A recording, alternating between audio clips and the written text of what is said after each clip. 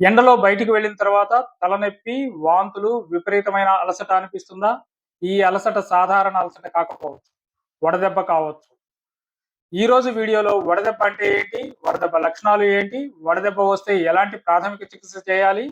వడదెబ్బ రాకుండా ఉండాలంటే ఎలాంటి జాగ్రత్తలు తీసుకోవాలి? అనే వాటి గురించి డిస్కస్ చేద్దాం. వీడియోకి వెళ్ళబోయే ముందు నా YouTube channel doctor Satish health టాక్స్‌ని సబ్స్క్రైబ్ చేయండి. వీడియో నచ్చినట్లయితే లైక్ చేయండి, షేర్ చేయండి. వడదెబ్బ అనేది శరీర ఉష్ణోగ్రత చాలా ప్రమాదకరంగా పెరిగిపోయే పరిస్థితి. సాధారణంగా 40 ° C దాటిందంటే ఈ వడదెబ్బ ప్రమాదకరం కావచ్చు. వడదెబ్బ అనేది ముఖ్యంగా పిల్లలు, వృద్ధులు, ఎండలో ఎక్కువసేపు పనిచేసే వాళ్ళలో వస్తుంది.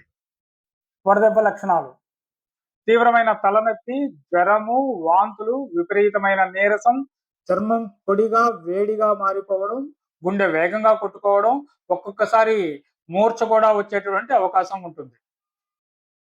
వడదెబ్బ బారిన పడిన వ్యక్తికి ఎలాంటి ప్రాథమిక చికిత్స చేయాలి? ఆ వ్యక్తిని వెంటనే నీడలోకి మార్చాలి, ఒంటి మీద బట్టలు సడలించాలి, చల్లని నీరు లేదా గుడ్డతో శరీరాన్ని తుడుస్తూ చల్లబరచాలి. ఆ వ్యక్తి తాగగలిగినట్లయితే నీరు లేదా ఓఆర్ఎస్ ద్రావణం తాగించాలి.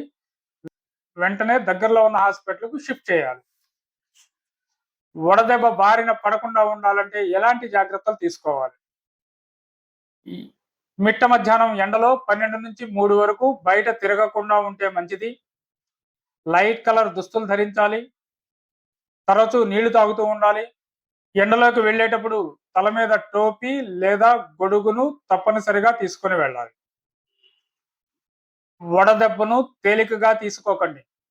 ఇది చాలా ప్రమాదకరం కావచ్చు, ప్రాణాపాయం కూడా కావచ్చు. దయచేసి ఈ వీడియోని మీ మిత్రులకు షేర్ చేయండి. వారి ప్రాణాలను కాపాడండి. Thank you.